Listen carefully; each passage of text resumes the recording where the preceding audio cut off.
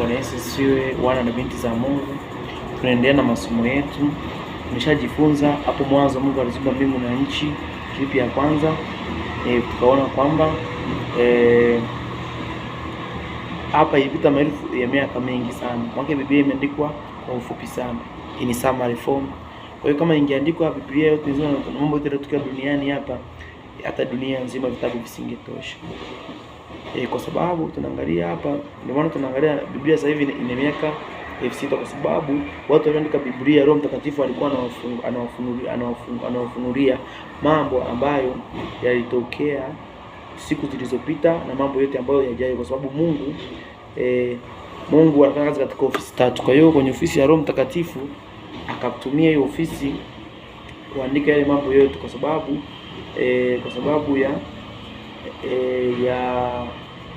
ya sifa ambazo anazo Mungu Baba. Kwa hiyo ni baadhi ya zile sifa alimkirimia Mungu Roho Mtakatifu. Kwa hiyo mwake ni roho wake. Kwa hiyo sasa na alitoka kwake. Kwa hiyo sasa ana uwezo wa mwake, yeye alikuwepo tangia mwanzo. Mungu alipokuwepo na yeye alikuwepo, ndio maana anatambua yale mambo ambayo yalitokea tangia mwanzo na mambo yajayo. Sasa kupitia Roho wake Mtakatifu akawatokea watu, akawa anaingia watu wanaandika hivi vitabu. Ndio maana huu umbaji ulikuwa ni wa kiroho, haukuwa wa kimwili, japokuwa yale ambayo yalitokea kimwili yalikuwa yana maana kiroho.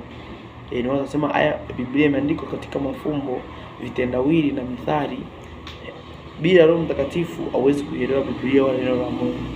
Kwa hiyo tunaona hapa hii kutoka kitabu cha Mwanzo kuja sura ya pili, hapa ni milioni ya miaka yalipita. Miaka mingi ilipita. Ndio kuona hapa na neno nchi ilikuwa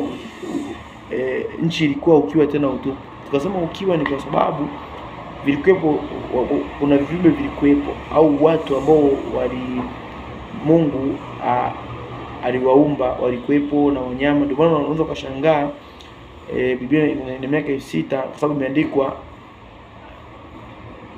baada ya miaka mingi kupita. Imeandikwa kwa kufundiwa na Roho Mtakatifu. Wale watu hawakutumia akili zao, ni Mungu mwenyewe alifanya nini? Aliwafunulia, wakaiandika hii Biblia kwa lengo kwamba tutambue uwepo wa Mungu, tutambue nguvu zake au uweza wake, mamlaka yake, pia tutambue utakatifu wa Mungu au utukufu wa Mungu. Sasa tukaona giza kuwa utupu, ukiwa utupu ni kwamba kuna viumbe vingine vilikuwepo. Kwa hiyo Mungu, inawezekana wale wote walikuwa wanakosea, alikuwa anapa adhabu hapo pamoja kwa moja, kama kuogesha kwa maji au kutoka mtu kama Sodoma na Gomora, kuogesha kwa maji kama nyakati za Nuhu. Kwa sababu tunaona Mungu anafanya uumbaji wa nini? Uumbaji wa nini? Wa kiroho. Kwa sababu gani?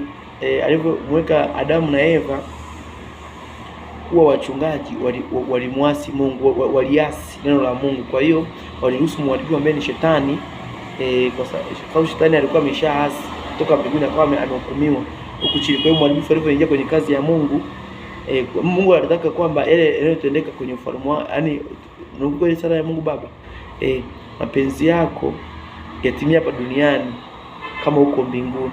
Kwa hiyo Mungu alitaka tuishi sawa na mbinguni palivyo matakwa yake. Yaani kama kuna mbinguni palivyo, kama unavyoishi maisha matakatifu, na sisi duniani tuishi hivyo maisha matakatifu.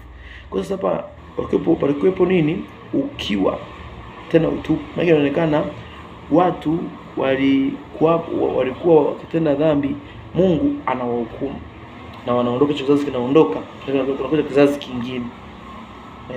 Ila sasa hivi Mungu atui kwa namna, atuangamize kwa namna ambayo tunatenda dhambi.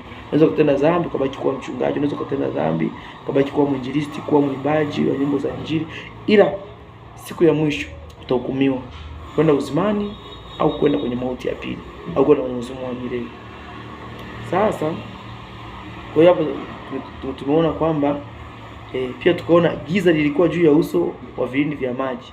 Giza maana ni kwamba ni kukosekana kwa neno.